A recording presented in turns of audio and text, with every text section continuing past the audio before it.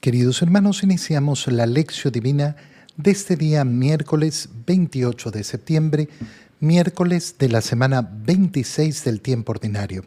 Por la señal de la Santa Cruz de nuestros enemigos, líbranos, Señor Dios nuestro, en el nombre del Padre, y del Hijo, y del Espíritu Santo. Amén. Señor mío y Dios mío, creo firmemente que estás aquí, que me ves, que me oyes. Te adoro con profunda reverencia, te pido perdón de mis pecados y gracia para hacer con fruto este tiempo de lección divina. Madre mía Inmaculada, San José, mi Padre y Señor, Ángel de mi guarda, interceded por mí. En la primera lectura de este día miércoles continuamos leyendo el libro de Job. Leemos el capítulo 9, versículos 1 al 12 y 14 al 16. Job tomó la palabra y les dijo a sus amigos: sé muy bien que el hombre no puede hacer triunfar su causa contra Dios. Si el hombre pretendiera entablar pleito con él, de 1000 cargos que Dios le hiciera, no podría rechazar ninguno. El corazón de Dios es sabio y su fuerza es inmensa. ¿Quién se le ha enfrentado y ha salido triunfante? En un instante descuaja las montañas y sacude los montes con su cólera. Él hace retemblar toda la tierra y la estremece desde sus cimientos. Basta con que dé una orden y el sol se apaga. Esconde cuanto quiere a las estrellas. Él solo desplegó los cielos y camina sobre la superficie del mar. Él creó todas las constelaciones del cielo, la Osa, Orión, las cabrillas y las que se ven en el sur. Él hace prodigios incomprensibles, maravillas sin número. Cuando pasa junto a mí, no lo veo. Cuando se aleja de mí, no lo siento. Si se apodera de algo, ¿quién se lo impedirá? ¿Quién podrá decirle qué estás haciendo? Si Dios me llama a juicio, ¿cómo podría yo rebatir sus acciones? Aunque yo tuviera razón, no me quedaría otro remedio que implorar su misericordia. Si yo lo citara a juicio y él compareciera, no creo que atendiera mis razones. Palabra de Dios. Al final son tan profundas, tan bellas las palabras que pronuncia Job hablando con sus amigos sobre la injusticia a la cual se está enfrentando. Recordemos que el libro de Job ha empezado con esa serie de desgracias que le han ocurrido a Job, y cómo Job en medio de esas desgracias ha sabido alabar y bendecir al Señor, reconociendo que el Señor me lo dio, el Señor me lo quitó, no tengo nada que reclamarle. Pero después Job, vimos ayer, entró en una profunda depresión, porque claro, no significa que no sienta esa desgracia en lo más hondo de su corazón, pero aquí vemos cómo Job, a pesar de esa depresión, mantiene claramente los conceptos en su mente y en su corazón. ¿Y cuál es el concepto?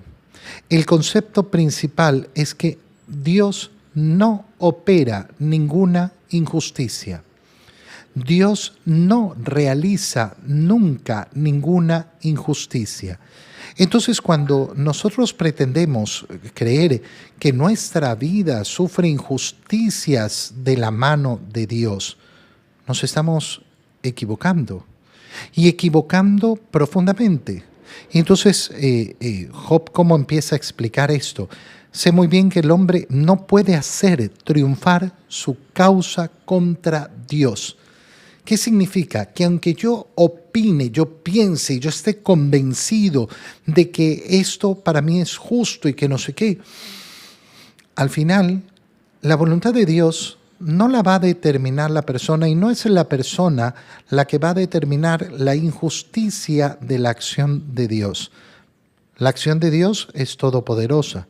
Si el hombre pretendiera entablar pleito con Dios, de 1000 cargos que Dios le hiciera, no podría rechazar ninguno. Es decir, si yo voy a discutir con Dios, no me merezco esto.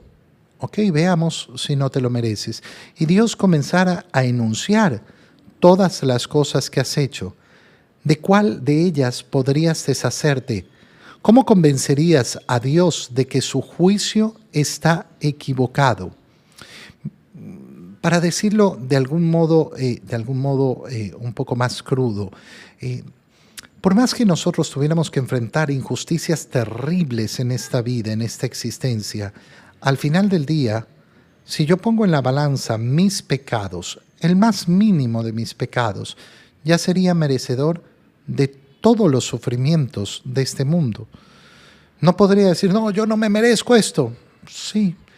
De hecho, más bien siempre la balanza es bastante contraria. Nosotros no recibimos lo que merecemos. Recibimos la bondad y la misericordia de Dios constantemente. Si nosotros tuviéramos en esta vida solo y exclusivamente aquello que merecemos, de acuerdo a nuestro corazón y de acuerdo a nuestras acciones, muy distinta sería la realidad de todos y cada uno de nosotros. Muy, muy distinta sería la realidad de todos y cada uno de nosotros. El corazón de Dios es sabio y su fuerza es inmensa. Por tanto, Dios sabe más que yo, Dios puede más que yo. ¿Quién se le puede enfrentar? ¿Quién puede salir triunfante delante de Dios si Él determina la existencia de todas las cosas y explica Job la grandeza, la omnipotencia de Dios? Basta con que dé una orden para que las cosas que quiere se hagan. Y entonces, ¿de qué sirve estar en pleito con Dios? Él lo ha creado todo, Él hace prodigios, incomprensibles, maravillas sin número. Cuando pasa junto a mí, no lo veo. Cuando se aleja de mí, no lo siento. Esa presencia de Dios que está permanentemente entre nosotros, pero que no siempre la vamos a percibir, y de hecho muy pocas veces la vamos a percibir, solo la podemos percibir en la conciencia de la fe, es decir, de saber que Dios está ahí.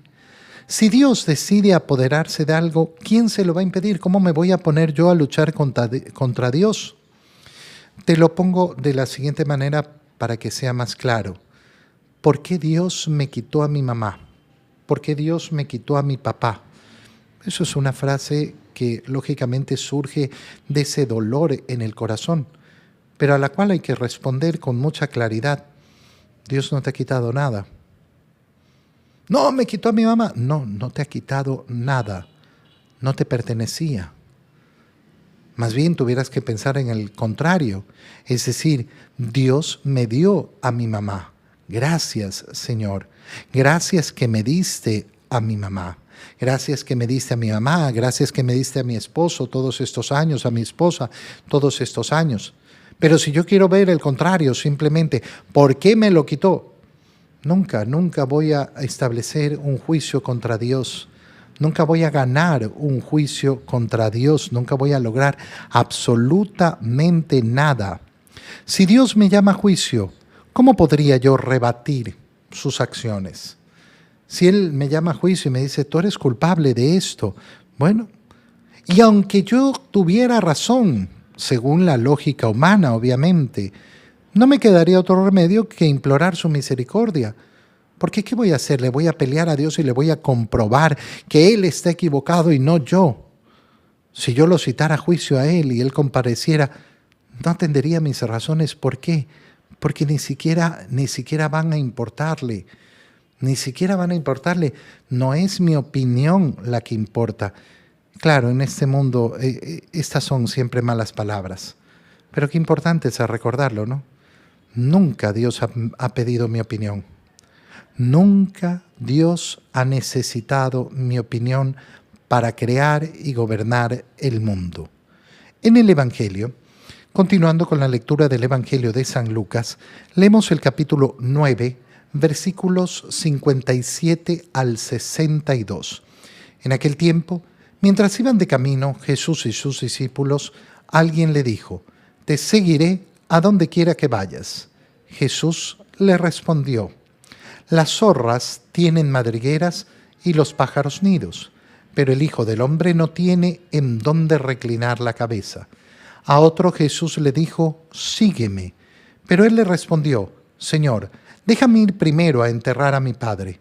Jesús le replicó, deja que los muertos entierren a sus muertos. Tú ve y anuncia el reino de Dios.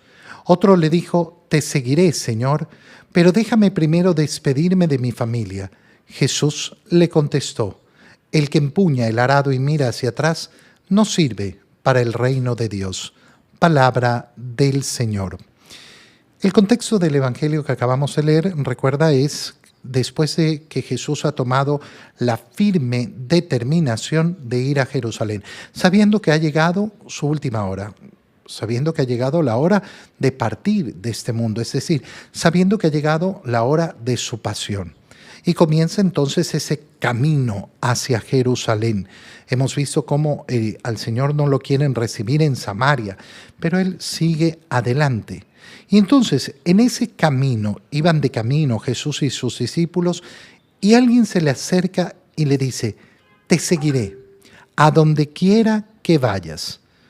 Pero Jesús inmediatamente le pone las condiciones del seguimiento a él. Las zorras tienen madrigueras y los pájaros nidos. El Hijo del Hombre no tiene en dónde reclinar la cabeza. ¿Qué significa? Cuidado con esa propuesta de seguirme y no estar dispuesto a caminar verdaderamente junto a mí. Para caminar verdaderamente junto a mí te tienes que dar cuenta de las condiciones en las cuales vas a vivir. No vas a vivir en una condición de comodidad. La vida del cristiano no es una vida de comodidad en este mundo. ¿Por qué? Porque Cristo no ha tomado comodidades para sí mismo. Todo el contrario, ha querido verdaderamente entregarlo todo y no tener ninguna propiedad. Y ese va a ser el seguimiento profundo del Señor, no solo para unos. A veces pensamos que estas palabras, para los sacerdotes, para las monjas, para los monjes, para los religiosos. No para todos. Todo el que quiere seguir a Cristo tiene que tener el corazón desapegado de las cosas del mundo. Desapegado de las cosas del mundo. Este se ha acercado a Jesús. No sabemos si lo siguió. El Señor simplemente le advierte, no creas que esto es fácil. Qué importante es esto, ¿por qué? Porque cuando nosotros vemos la dificultad de seguir a Jesús, tenemos que recordar que Cristo nunca nos ha mentido. Ay, pero Padre, qué difícil es esto. Y sí, claro. Se llama cristianismo, el camino de la cruz, el camino de Cristo.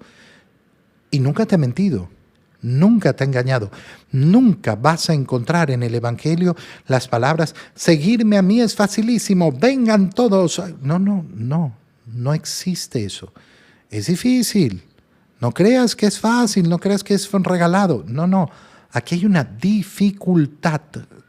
Es un camino que vale la pena. Se nos presenta un segundo caso. Y ya no se acerca a Jesús, sino que es Jesús el que le dice, sígueme. Como hemos visto en otros casos,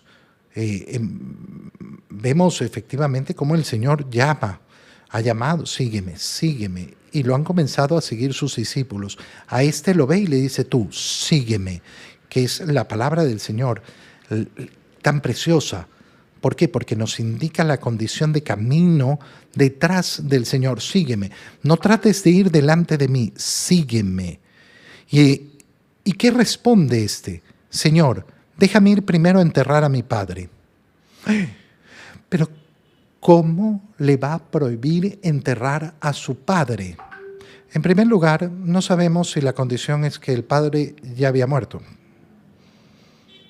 Uno asume, déjame ir a enterrar a mi padre, está ahí muerto, déjame solo ponerlo bajo tierra. No, más bien parecería lo contrario, es decir, déjame que me quede con mi padre hasta que muera, y cuando mi padre muera, entonces te seguiré. Y por eso Jesús le replica, deja que los muertos entierren a sus muertos. Tú ve y anuncia el reino de Dios. Le dice, oye, si vas a estar esperando, no, yo sí quiero seguir al Señor, pero después, es que ahora no puedo porque ahora tengo que hacer esto, o cuando ya suceda esto, entonces yo cambiaré mi vida, cuando yo ya me haya asegurado de no sé qué, entonces podré hacer lo que siempre soñé. No, la posición del Señor es siempre actual. Fíjate qué importante es esto porque, por ejemplo, nosotros nos encontramos a enamorados, novios, que llevan años y no se deciden al matrimonio. ¿Por qué? Ay, porque estamos esperando que tener la plata para la casa, para no sé qué, para no sé cuál. Están esperando tener la vida resuelta. Están esperando tener la vida resuelta. Y entonces nos vamos a casar.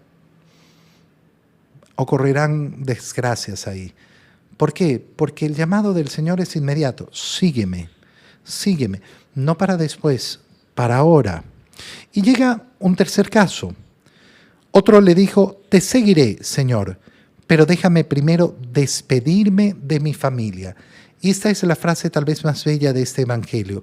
El Señor le contesta, el que empuña el arado y mira hacia atrás no sirve para el reino de Dios. El que mira para atrás, el que está pegado al pasado, el que está pegado al pasado, no sirve para el reino de los cielos, no sirve para el Señor. Qué tremendo es esto. Oye, ¿cómo podemos entenderlo? Lo podemos entender de varias maneras. En primer lugar, lógicamente, cuando uno solo mira el pasado como si fuera lo mejor y se quiere pegar al pasado. Por ejemplo, un sacerdote que, como siempre, tiene que estar disponible ahí donde lo mande el obispo o su superior.